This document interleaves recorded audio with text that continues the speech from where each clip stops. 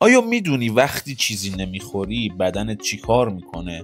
نه، فقط گرسنه نمیمونه.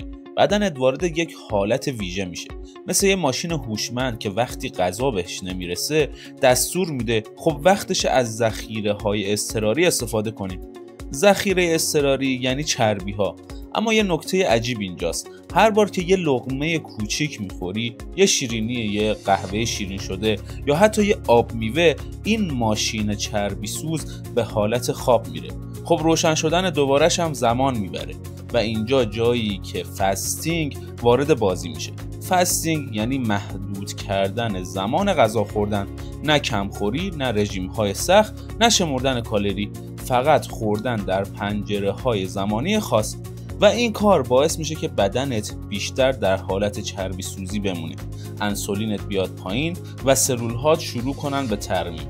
حتی بعضی تحقیقات نشون دادن که فاستینگ میتونه باعث بهبود حافظه، افزایش طول عمر و کاهش التهاب هم بشه.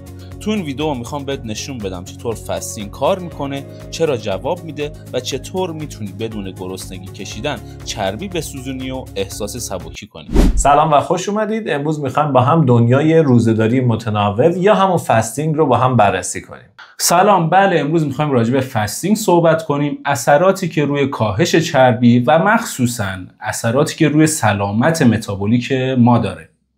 تمرکزمون هم روی دیدگاه‌های دکتر جیسون فانگه که توی این مورد منابع بسیار برجسته‌ای رو تولید کرده. درسته، قرار بخش‌هایی از مصاحبه‌ها و پادکست‌های دکتر فانگ رو برای شما خلاصه و به فارسی ترجمه کنیم و تو این ویدیو ارائه بدیم.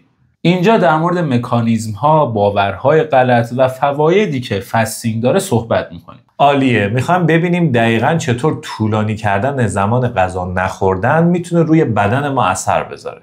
و میخوایم با هم در انتها ببینیم چرا این روش شاید مؤثرتر از روش‌های سنتی است که گذشته برای کاهش چربی و کاهش وزن ما داشتیم. خب پس بیاید با هم شروع کنیم. ایده اصلی دکتر فانگ تا جایی که من فهمیدم اینه که کلید اصلی چربی سوزی نیستش که ما چی میخوریم. دقیقاً، بلکه کی غذا میخوریم هم خیلی مهمه. نکته اصلی هم همینه، یعنی باید به بدنمون فرصت بدیم و زمانهایی که غذا نمیخوریم رو طولانی تر کنیم. حالا چی بشه؟ تا سطح انسولین بیاد پایین. و وقتی سطح انسولین پایین میاد چه اتفاقی میفته؟ بدن میتونه بره سراغ ذخایر چربیش و از اونها به عنوان سوخت برای حالا فعالیت روزمره و ورزش‌ها استفاده کنه.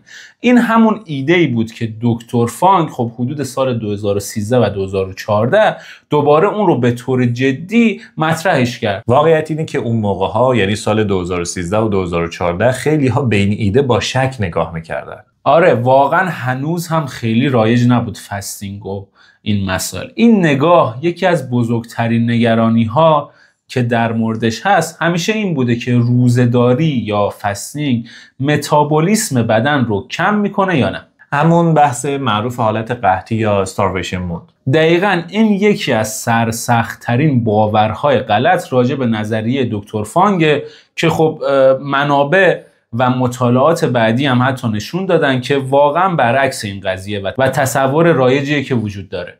خب به من بگو اون تحقیقات چی نشون داده؟ نشون داده که روزه‌داری کوتاه مدت یا فاستینگ تا 4 روز هم حتی متابولیسم پایه ما رو کاهش نمیده. متابولیسم پایه یعنی همون انرژی که بدن تو حالت استراحت میسوزونه. دقیقاً درسته. و نه تنها اونو کمش نکرده بلکه حتی یه مقدار کمی هم افزایشش هم داده. خیلی جالبه. پس بدن به جایی که به حالت ذخیره انرژی بره انگار فعالتر هم میشه. همینطوره. ببینید وقتی غذا نمیخورید درسته که انسولین ما میاد پایین، ولی خب هورمون‌های دیگه‌ای هستن که میان بالا و ترشحشون افزایش پیدا میکنه و این تعادل رو برقرار میکنه. مثل چی؟ مثل کورتیزول، هورمون رشد، آدرنالین و خب سیستم عصبی سمپاتیک که همون پاسخ معروف جنگ یا گریز رو که بدن رو آماده فعالیت میکنه. آره دقیقاً این هورمون ها به بدن سیگنال میدن که انرژی رو از ذخایر چربی بکشه بیرون و شما رو هوشیار و فعال نگه داره. خیلی جالبه. یه مثال خیلی خوبی هم دکتر فانک توی این منبع اشاره میکنه بهش. آره، مثل یک گرگ گرسنه که هوشیارتر و آماده تر برای شکاره، نه مثل یه شیری که تازه حالا غذا خورد و بیحال شده، بعدم برای پیدا کردن غذا فعال میشه، نه اینکه بخواد برعکسش خاموش بشه. این تصویر گرگ گرسنه خیلی کمک میکنه که ما موضوع رو درک کنیم. و نکته دیگه ای هم که به چشم میاد انعطاف پذیری این روشه. انگار یک نسخه واحد وجود نداره. اصلا هیچ نسخه واحدی برای همه وجود نداره تو بحث فستینگ. شما میتونید مثلا با 16 ساعت فستینگ یا روزه‌داری شروع کنید و خب یعنی مثلا صبحانه رو حذف کنید یا مثلا تایم شامتون رو زودتر برگزار کنید و زودتر شام بخورید. یا میشه مثلا 24 ساعت فستینگ یا روزه گرفتن، مثلا یه وعده در روز. آره، یا حتی چند روز. بدن ما خیلی هوشمنده، طوری طراحی شده که بتونه از اون ذخایر عظیم چربی استفاده کنه. این چربی ها دقیقاً برای همین وقتا هستن دیگه. شما به نقش کلیدی انسولین اشاره کردید و خب یه هورمون دیگه هم هست که همیشه راجع بهش صحبت میشه. آره، هورمون لپتین. خب این هورمون لپتین کجای ماجرا است؟ آیا واقعا مشکل اصلی ما مقاومت به همین هورمون لپتینه؟ سوال خوبیه. ببینید، انسولین هورمون اصلی ذخیره انرژیه و لپتین از سلول‌های چربی به وجود میاد و ترشح میشه و به مغز میگه که سیری یا همون فرمان سیری رو صادر میکنه. به نظر میرسه در خیلی از موارد چاقی مشکل اصلی لزوماً این نیست که سلول‌ها به خود لپتین مقاوم شدن. پس دقیقاً مشکل کجاست؟ مشکل اینه که وقتی انسولین دائما بالاست به خاطر خوردن مکرر، مخصوصا حالا کربوهیدرات‌های تصفیه شده و پیچیده مثلا نون سفید و شیرینیجات، وقتی انسولین دائما بالا میره صداش انقدر بلنده که بدن دیگه سیگنال‌های سیری لپتین رو درست نمیشنوه. یعنی انسولین بالا اثر لپتین رو خنثی میکنه یه جورایی. پس یعنی یه جور سلطه انسولین رو داریم تا مقاومت به لپتین و اینجا حتما کیفیت غذا هم خیلی مهمه، درسته؟ بحث فیبر خیلی مطرح شده بود. غذاهایی که خیلی فرآوری شدن چون حالا فیبر کمی دارن، قند خون و انسولین رو خیلی سریع و حتی خیلی شدید بالا میبرن و این جهش ناگهانی انسولین خب هم چربی ها رو میاد ذخیره میکنه تو سلول ها، هم میتونه باعث ترشح دوپامین توی مغز ما بشه که قبلا توی ویدیوی مربوط به دوپامین هم با هم بررسیش کردیم که چون یه حس پاداش به آدم میده، آدم بیشتر دلش میخواد از اون استفاده کنه. لینکش همین بالا میذاریم، میتونید برید اون ویدیو رو هم ببینید. دقیقاً یه چرخه معیوب رو درست میکنه. در حالی که میخوایم ببینیم فیبری که موجوده تو غذاهای کاملی مثل حبوبات‌ها، سبزیجات‌ها و غلات دقیقاً چی کار میکنه؟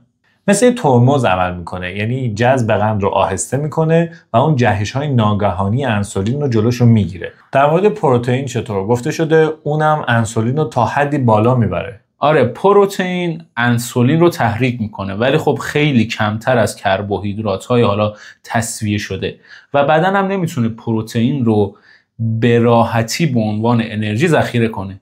و نکته جالب اینه که تو طبیعت هم پروتئین معمولا با چربی همراهه، مثل حالا گوشت و تخم مرغ. مصرف پروتئین خالص مثل این پودرای پروتئین خیلی طبیعی نیست، درسته؟ راستش به اون شکل خالص و ایزوله خب ما توی طبیعت کمتر پیدا میشه. شاید تمرکز بیش از حد فقط روی پروتئین خالص بهترین راه حل ما نباشه.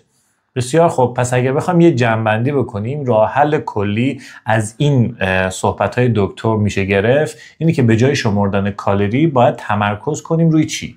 به نظر 2 نکته کلیدی وجود داره. یکی کیفیت غذا، یعنی بریم سراغ غذاهای کاملتر، طبیعی‌تر و کمتر فرآوری شده، غذاهایی که بدن ما باهاشون آشناتره. و دومی زمان غذا خوردنه، یعنی با استفاده از روزه‌داری متناوب یا همون فستینگ دفعاتی که انسولین ما میره بالا رو کم کنیم.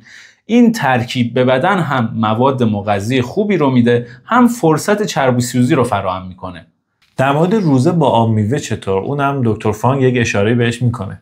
آره، معمولا توصیه نمیشه آب میوه، چون قند زیادی دارن و میتونن انسولین رو بالا ببرن، مگر اینکه مثلا آب سبزیجات باشه که اونم خیلی قندش کمه. جنبندی اینه که روزه‌داری متناوب یه ابزار طبیعیه برای استفاده از چربی‌های ذخیره شده. خب فکر می‌کنم تصویر کلی خیلی روشن شد. من می‌خوام به زبان ساده توضیح بدم ببینم که درست متوجه شدم یا نه. هر بار که ما شروع می‌کنیم یه غذایی رو خوردن، به واسطه قندی که داره انسولین بدن بالا میره. و وقتی این بالا میره بدن انسولین ترشح می‌کنه تا اون رو پایین بیاره. پایین آوردن یعنی ذخیره اون انرژی به صورت چربی توی بدن. و اگر ما این تناوب‌ها رو تعدادش رو کم کنیم، بنابراین وقتی بدن به انرژی نیاز داره، بدن میره از چربی‌ها به عنوان سوخت استفاده میکنه و چربی‌های ما آب میشن. متابولیسم رو هم کند نمیکنه. این روزه‌داری متناوب یا فستینگ برخلاف تصور رایجی که هست ممکنه باعث افزایش متابولیسم ما هم بشه. و ترکیبش با غذاهای مکمل و کمتر فراوری شده و سالم کلید اصلی کنترل انسولین